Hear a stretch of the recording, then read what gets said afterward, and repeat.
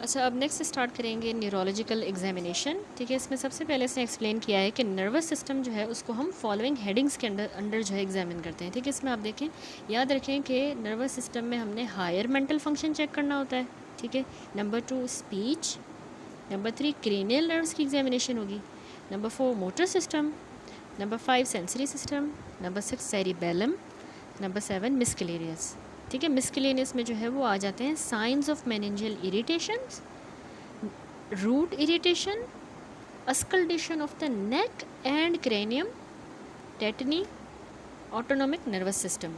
ठीक है, तो ये सारे जो है इन्हीं कंपोनेंट्स में, इन 7 कंपोनेंट्स में हम सारी नर्वस सिस्टम की एग्जामिनेशन करते हैं। ठीक है, सिर्फ हम मोटर सेंसरी नहीं होता, ये सारी चीज़ें होती हैं, इन सबको हम अलग अलग एलेबोरेट करेंगे। तो सबसे पहला हायर मेंटल फंक्शन कैसे चेक किया जाता है, उसमें आपने सबसे पहले पेशेंट में फॉलोइंग चीज़ों के लिए देखना होता है। नंबर 1, पेशेंट का अपीयरेंस कैसी है, उसका बिहेवियर। ठीक है, ये हायर मेंटल फंक्शन को इंडिकेट करेगा। ठीक है, अपीयरेंस और बिहेवियर में हम क्या चीज़ देख रहे हैं। अच्छा, ओवरऑल मैं आपको जनरली वो बातें बता देती हूँ जो जिससे हम हायर मेंटल फंक्शन को चेक करते हैं। उसमें appearance and behaviour, delusions and hallucinations, orientation and place and time, conscious level, इसके अलावा memory, general intelligence, release reflexes. ठीक है, ये 7 चीज़ें जो है वो आ जाती हैं, हमने हायर मेंटल फंक्शन में देखनी है। ठीक है, इन 7 पॉइंट्स को आपने अच्छी तरह से याद रखना है। तो सबसे पहले हमने कहा अपीयरेंस और बिहेवियर हम देख रहे हैं ना। अपीयरेंस और बिहेवियर में याद रखिए कि हमने ये देखना है कि क्या पेशेंट अलर्ट है और कोऑपरेटिव है। ठीक है, मतलब अलर्ट है और कोऑपरेट कर रहा है आपसे। दूसरा कि क्या वो रेस्टलेस है और एजिटेटेड है, गुस्सा हो रहा है, ठीक है, बेचैन है। क्या वो सही से वेल ग्रूम्ड है या अनकेम्प्ड है, यानी अनटाइडी तो नहीं है। ठीक है, और इसके अलावा लास्ट पॉइंट कि क्या वो अपनी सराउंडिंग में इंटरेस्ट ले रहा है। ठीक है, तो इन चीज़ों से हम उसके अपीयरेंस और बिहेवियर को चेक कर रहे हैं। ठीक है, क्या कि वो अलर्ट है, कोऑपरेटिव है, रेस्टलेस या एजिटेटेड है, वेल ग्रूम्ड या अनटाइडी है, और क्या वो अपनी सराउंडिंग्स में इंटरेस्ट ले रहा है, मतलब ओरिएंटेड वगैरह है। ठीक है, दूसरा मैंने कहा कि हायर मेंटल फंक्शंस हम चेक करते हैं, देखते हैं डिल्यूजन्स और हेलिसिनेशंस। अच्छा, डिल्यूजन्स जो होती हैं वो एक्चुअली फॉल्स बिलीव्स होते हैं to which the patient firmly adheres despites the fact that their falsehood is proved. For example, patient believes that he is under the influence of some super natural powers. यानी delusion में patient को false belief होता है कि मतलब जिस पे patient firmly adhere होता है कि हाँ ये ऐसा ही है। ठीक है, इनफैक्ट डिस्पाइट उनका जो फॉल्सहुड है वो प्रूव भी होता है कि भाई ऐसा नहीं है, लेकिन फिर भी उसको ये फॉल्स बिलीव होगा कि ऐसा है। ठीक है, तो उसको कहेंगे डिल्यूजन। जैसे फॉर एग्जांपल पेशेंट कहता है कि मुझ पे असरात हैं, कुछ सुपर नेचुरल पावर्स हैं। ठीक है, he is under the influence of some super natural power. तो अब उसके बिलीफ को हम आर्ग्यूमेंट से करेक्ट नहीं कर सकते। दूसरा है ये हेलुसिनेशंस। अब हेलुसिनेशंस क्या होती हैं, ये एक्चुअली फॉल्स परसेप्शंस होती हैं, वो विजुअल भी हो सकती हैं। ठीक है, डिल्यूशंस क्या था, फॉल्स बिलीव था, उसका ऐसा बिलीव था, मानना था कि ऐसा है। ठीक है, वो फॉल्स था। लेकिन हेलुसिनेशंस में वो फॉल्स परसेप्शंस होती हैं, वो विजुअल भी हो सकती हैं, देखने में उसको ऐसा फॉल्स चीज़ें नज़र आती हैं जो होता नहीं है।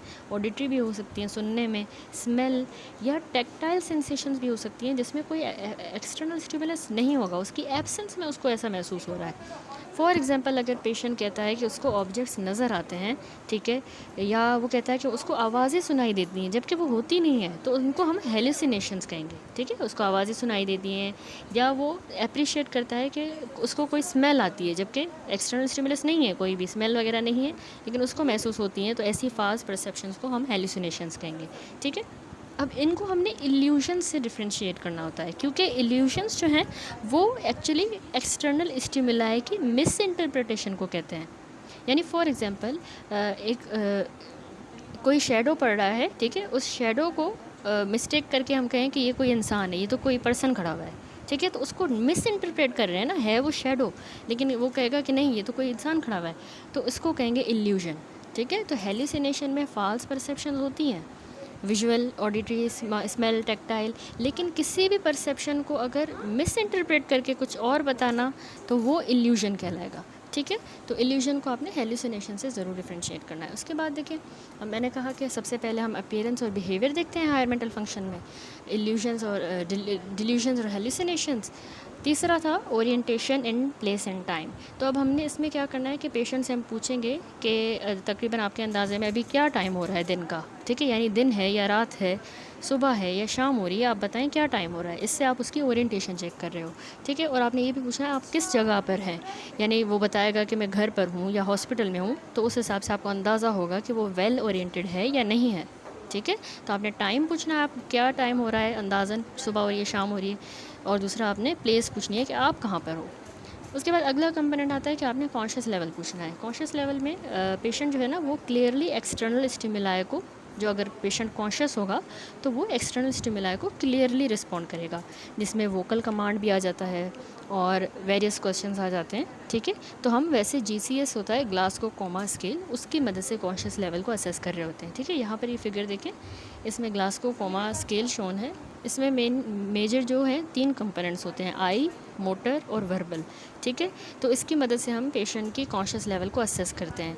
तो उसमें या तो अगर पेशेंट ने स्पॉन्टेनियसली आंखें खोल ली, ठीक है, आप उसकी तरफ गए उसने खोल ली, तो उसको हमने 4 स्कोर दे दिया, ठीक है। लेकिन आप गए उसने आंखें नहीं खोली, आपने जब उसका नाम पुकारा तो स्पीच पर उसने अगर आंखें खोली तो आप 3 स्कोर दोगे, ठीक है।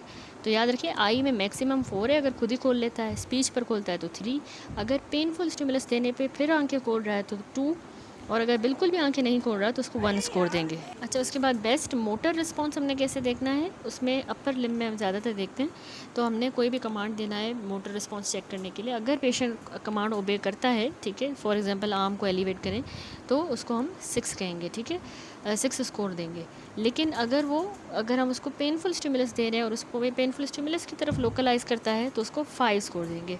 अगर उसको विथड्रॉ करने की कोशिश कर रहा है, यानी पहले तो उसमें पेनफुल स्टिमुलस की तरफ उसने लोकलाइज़ किया, दूसरा अगर विथड्रॉ कर रहा है, वहाँ से हाथ हटा रहा है, तो हम उसको 4 स्कोर देंगे, ठीक है। एंड देन एक और होता है abnormal flexion and extensor response. Abnormal flexion अगर हो रहे हैं उसके लिम्स की मोटर रिस्पॉन्स में तो 3 देंगे, लेकिन अगर हमें एक्सटेंसर रिस्पॉन्स मिल रहा है तो उसको 2 स्कोर कहेंगे, ठीक है। और बिल्कुल भी कोई रिस्पॉन्स नहीं है तो दैट विल बी 1, ठीक है। एबनॉर्मल फ्लेक्शन में उसका डी कॉर्टिकोड जो है पोस्टर होगा और एक्सटेंसर में डेसिब्रेट, ठीक है। और विथड्रॉ वाले में जिसको हमने 4 दिया उसमें जो है वो पेनफुल स्टिमुलस से अपना हाथ दूर करने की कोशिश करेगा, ठीक हो गया, तो उसको हम 4 कहेंगे। तो मोटर में टोटल 6 होते हैं। अब वर्बल रिस्पॉन्स में क्या है, वर्बल में हम चेक करेंगे कि पेशेंट जो है वो ओरिएंटेड है। नंबर 5 स्कोर हम तब देंगे जब पेशेंट ओरिएंटेड हो through time, place and person, ठीक है, तो हम उसको फुल 5 स्कोर देंगे। लेकिन अगर कंफ्यूज कन्वर्सेशन कर रहा है, ठीक है, कंफ्यूज है यानी कन्वर्स कर रहा है, बातचीत कर रहा है, लेकिन वो डिसओरिएंटेड अगर है तो हम उसको 4 स्कोर देंगे। लेकिन अगर सिर्फ इनअप्रोप्रिएट वर्ड्स यूज़ कर रहा है तो हम 3 स्कोर कहेंगे। अब अगर वर्ड्स भी नहीं यूज़ कर रहा, सिर्फ इनकम्प्रीहेंसिबल साउंड्स जैसे मौन वगैरह साउंड्स प्रोड्यूस कर रहा है तो हम उसको 2 स्कोर कहेंगे। बिल्कुल भी अगर कोई वर्बल रिस्पॉन्स नहीं, कुछ भी नहीं बोल रहा, साउंड्स भी नहीं, तो हम उसको 1 स्कोर कहेंगे, ठीक है। तो ये ग्लासगो कोमा स्केल है जिसमें आई, मोटर और वर्बल जो है दोनों को ऐड करते हैं। मैक्सिमम 15 होना चाहिए, मिनिमम 3। वैसे डीप कोमा में अगर होता है ना पेशेंट, डीप कोमा में स्कोर उसका लेस देन 8 आता है।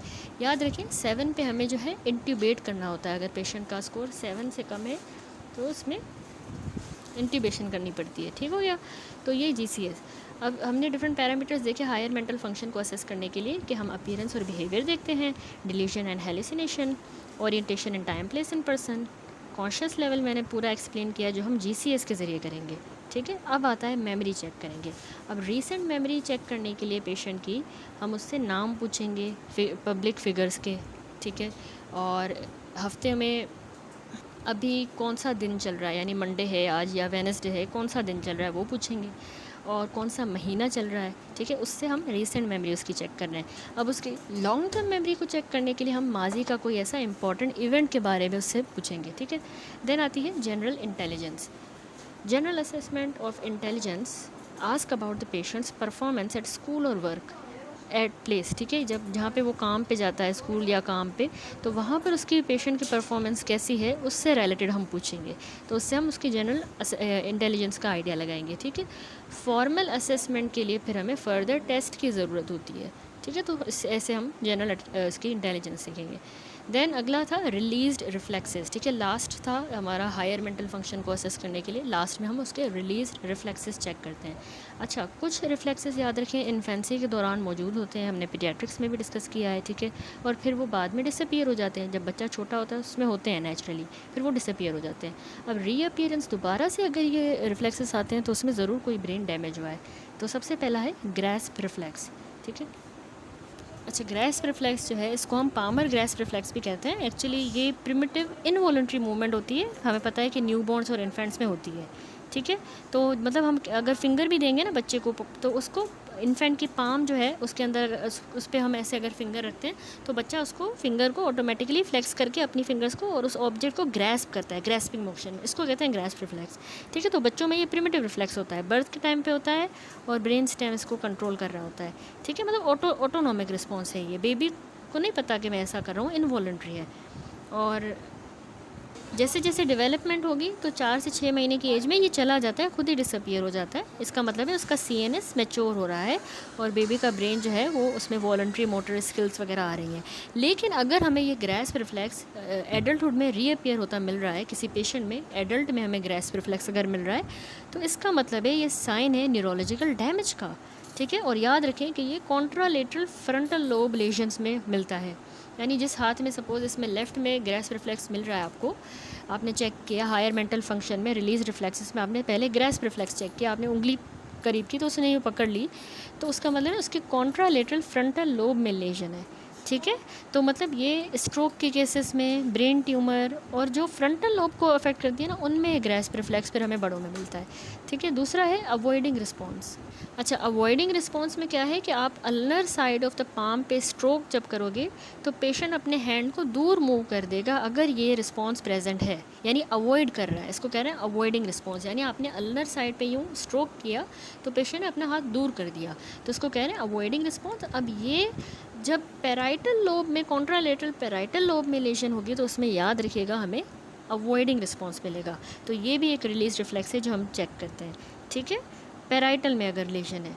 तीसरा है पामोमेंटल रिफ्लेक्स। पामोमेंटल रिफ्लेक्स में क्या है जो, अच्छा, पामोमेंटल रिफ्लेक्स में ये जो थिनार एमिनेंस होती है ना, ये जो थंब ऑफ द पाम पे ये वाली एमिनेंस जो है, फ्लैशी पार्ट, यहाँ पर अगर ब्लंट ऑब्जेक्ट जैसे हैमर की, रिफ्लेक्स हैमर की टिप से या की से अगर स्ट्रोक करेंगे तो जो है पेशेंट का जो मेंटलिस मसल है ना, जो चिन पर होता है, चिन पर मसल मौजूद होता है मेंटलिस मसल, उसकी जो है ना कॉन्ट्रैक्शन होगी, ट्विचिंग होगी, इनवॉलंटरी। यानी थिनार पे हमने यूँ स्ट्रोक किया और उसकी चिन पे मेंटलिस मसल की कॉन्ट्रैक्शन हुई same side of the face पे, जिस साइड का हमने हैंड स्टिमुलेट किया, तो उसको हम कहते हैं पामोमेंटल रिफ्लेक्स। पाम और मेंटल में यानी चिन रिफ्लेक्स, ठीक है।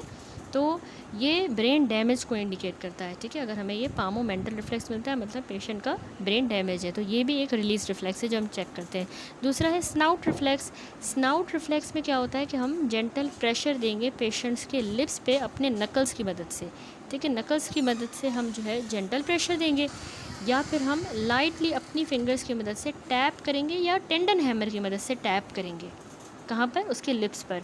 तो उसके जो है कि होगा यूँ कि पकड़िंग और प्रोट्रूजन हो जाएगी लिप्स की अगर रिफ्लेक्स प्रेजेंट होगा, ठीक है। स्लाइटली से जेंटली जो है ना टैप करना है या पेशेंट के अपर लिप पे स्ट्रोक करेंगे तो होगा यूँ कि इनवॉलंटरी एबनॉर्मल पकड़िंग या पर्सिंग ऑफ लिप्स हो जाएगी। जैसे कि मतलब ऐसा हो जाएगा उसका मुंह, जिस तरह सीटी बजाते हैं ना, विस्लिंग में हमारा मुंह हो जाता है, उस तरह का कॉन्ट्रैक्शन होने से होगा, ठीक है। तो ये भी एक इनवॉलंटरी रिस्पॉन्स है और इसको कहते हैं स्नाउट रिफ्लेक्स। ये स्नाउट रिफ्लेक्स हमें जो है बायलेटरल, अगर अपर मोटर न्यूरॉन लेजन हो, ठीक है, दोनों साइड्स पे बायलेटरली, तो उसमें हमें ये स्नाउट रिफ्लेक्स मिलता है। लिप्स पर हमने टैप किया या नकल्स से टैप किया और उसकी जो है पकरिंग हुई, प्रोट्रूजन हुई लिप्स की, ठीक है, जिस तरह विस्लिंग करते हैं। इसी तरह एक और है ग्लैबेलर टैप रिफ्लेक्स। ग्लैबेलर में हमें क्या करना होता है, जो ग्लैबेला एरिया है ना, जो नाक के ऊपर वाला रूट ऑफ द नोज जिसको कहते हैं, वहाँ पर ग्लैबेला पे हम रिपीटेडली अपनी फिंगर्स से टैप करेंगे पेशेंट पे, तो उसकी आंखों की, नॉर्मली जो आंखों की ब्लिंकिंग है वो 2 से 3 टाइम्स होगी और फिर ये रिस्पॉन्स इनहिबिट हो जाएगा। अच्छा, वैसे इसको ग्लैबेलर साइन का दूसरा नाम हम इसको मायर-सन्स साइन भी कहते हैं, मायर-सन्स साइन, ठीक है एक प्रिमिटिव रिफ्लेक्स। एक्चुअली ये हेल्दी इन्फेंट में होता है लेकिन फिर सप्रेस हो जाता है जैसे ही ब्रेन मैच्योर करता है, लेकिन एडल्टहुड में वही बात हमें अगर ये मिल रहा है तो इसका मतलब न्यूरोलॉजिकल डिसफंक्शन है।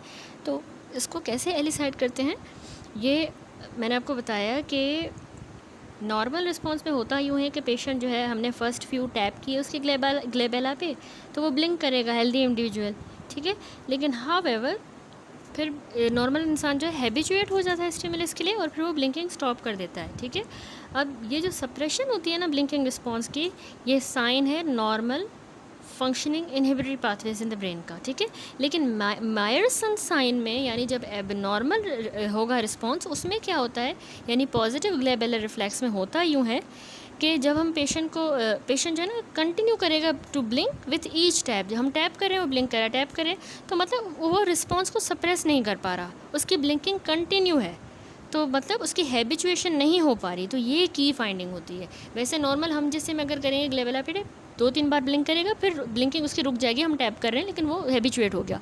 लेकिन अगर किसी को मायरसन साइन है, ग्लेबुलर रिफ्लेक्स उसका पॉजिटिव है, तो उसमें ये हमें इसकी ब्लिंकिंग जो है वो हैबिचुएट नहीं होगा और वो कंटिन्यूसली ब्लिंक करता जाएगा, ठीक है।